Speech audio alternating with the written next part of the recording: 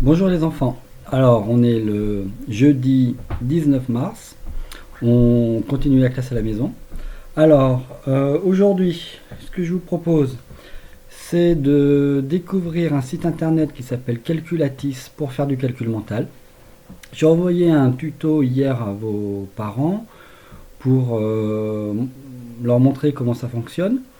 Si aujourd'hui vous n'y arrivez pas, vu qu'avec Madame Mériou, on va téléphoner à tout le monde entre jeudi et vendredi, on pourra expliquer les choses au téléphone. Normalement, ça devrait aller, c'est pas très difficile. Le but d'utiliser Calculatis, ce site internet aujourd'hui, c'est de réviser l'étape de 2, l'étape de 4 et l'étape de 8. Donc prévoyez un petit peu de temps sur ce site internet, un quart d'heure ou 20 minutes, le temps de bien travailler. Après ça, vous ferez du calcul mental dans votre cahier, qui sert donc du cahier de la classe à la maison. Dans l'emploi du temps que je vous ai envoyé, il y a la liste des calculs à faire. Comme d'habitude, hein, je compte sur vous pour bien vous appliquer, sauter des lignes, écrire proprement, comme en classe, comme d'habitude. Après le calcul mental, on ne change pas notre emploi du temps, on continue l'étude de la langue. Le jeudi, on étudie la conjugaison des verbes. Aujourd'hui, on va avancer sur la connaissance de l'imparfait. On avait travaillé en classe le premier et le deuxième groupe. À présent, il est temps de découvrir la conjugaison du troisième groupe. Je vous montre les terminaisons, car pour le troisième groupe, à l'imparfait, ce sont les mêmes terminaisons que pour le premier et le deuxième. Donc, voilà. AIS, AIS, AIT, IONS, IEZ, AIENT. Donc ça ne change pas. La plupart des verbes du troisième groupe se conjuguent avec la règle habituelle, je garde le radical et je complète avec la terminaison. Donc je vous montre quelques exemples. Voilà, donc pouvoir, ça donne pouvait, aller, ça donne allait, venir, ça donne venait. Donc vous voyez, on a le radical qui ne change pas et la terminaison qui vient compléter le verbe. Mais comme vous le savez, le troisième groupe, c'est le groupe des verbes irréguliers. Alors, il y a de nombreux verbes dont le radical change, comme par exemple faire, qui donne faisait, et coudre, qui donne cousait. Pour vous entraîner et apprendre à conjuguer ces verbes du troisième groupe, vous pourrez lire la leçon du livre d'études de la langue à la page 95. Vous avez la leçon en haut de la page, dans l'encadré habituel. Et pour vous entraîner à utiliser la conjugaison de ces verbes, je vous demande de faire l'exercice numéro 15, donc de la page 95. C'est un exercice que vous avez l'habitude de faire en classe. Il y a une suite de verbes avec des conjugaisons à l'imparfait. Ce sont tous des verbes du troisième groupe. Et votre travail consiste à recopier cette liste de verbes en écrivant le pronom personnel qui va avec la bonne terminaison. Vous ferez attention à la terminaison en AIS, car il faudra écrire dans ces cas les deux pronoms personnels qui permettent de conjuguer avec AIS, c'est-à-dire le pronom je et le pronom tu. Je vérifie dans mes notes si je n'ai rien oublié. Donc demain, quand tu recevras le corrigé des exercices, tu pourras vérifier si tu as réussi à correctement utiliser les pronoms personnels dans cet exercice de conjugaison. Ensuite, après la conjugaison, tu auras bien mérité une récréation. Donc tu pourras arrêter ton travail quelque temps pour ensuite reprendre tes activités scolaires et continuer à apprendre. Comme d'habitude, comme en classe, après la récréation, on reprend avec les mathématiques. Le jeudi, tu sais peut-être que, sûrement même, que le jeudi, nous travaillons la connaissance des nombres. La dernière fois, tu avais travaillé la décomposition des grands nombres. Et à présent, nous allons continuer pour que tu t'entraînes à les comparer. Donc comparer, c'est savoir dire quel nombre est plus grand, quel nombre est plus petit. Pour ça, tu utilises ces signes-là. Le signe plus grand que, et le signe plus petit que. Donc, pour t'aider, je te rappelle qu'il y a une méthode à utiliser.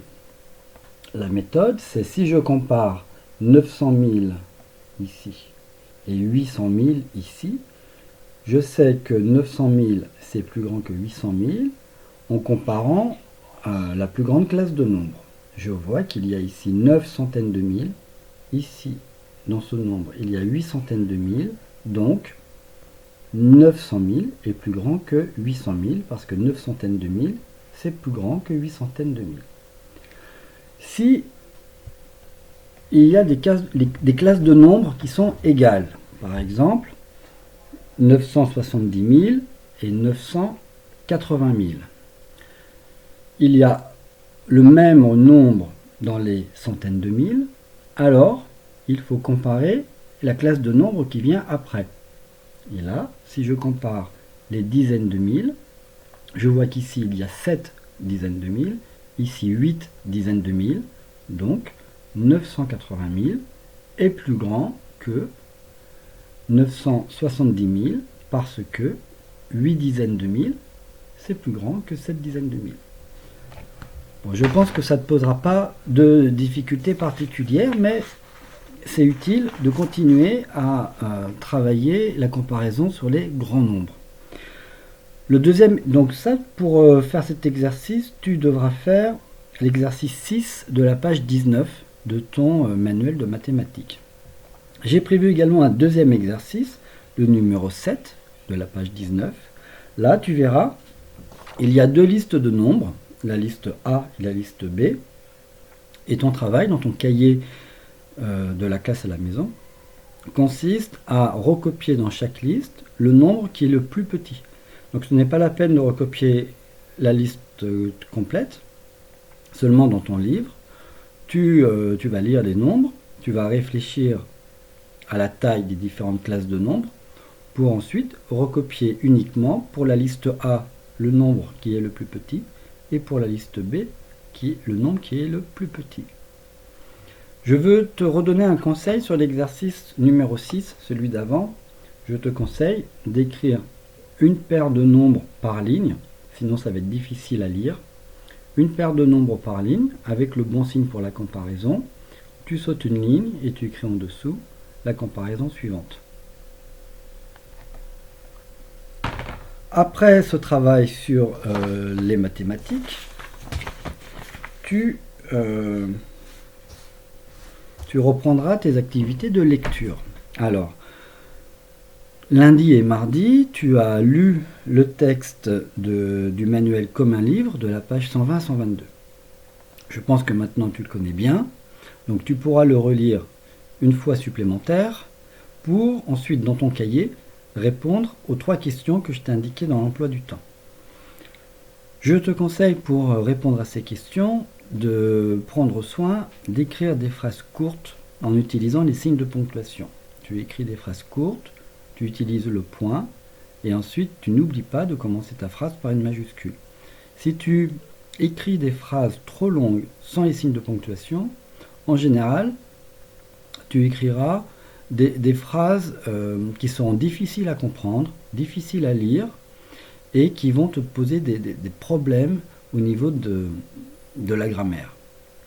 Donc vraiment, écoute mon conseil, écris des phrases courtes, utilise le point et n'oublie pas de commencer par des majuscules. Donc il y aura 3 questions de compréhension qui sont dans l'emploi du temps. La première c'est quel nom Nicolas a-t-il donné à son tétard? La deuxième question c'est que veut-il faire avec ce fameux tétard? Et enfin la troisième question c'est à ton avis. Donc là la réponse n'est pas vraiment dans le texte, c'est à toi de te mettre à la place du personnage. à la place de la maman. À ton avis, pourquoi la maman ne veut-elle pas que Nicolas garde le tétard à la maison? Donc je te demande, pour faire cette activité de lecture et de compréhension, de recopier les phrases, les questions dans ton cahier de la classe à la maison, puis de rédiger tes réponses, comme je te l'ai dit tout à l'heure, en utilisant des phrases courtes et en utilisant la ponctuation.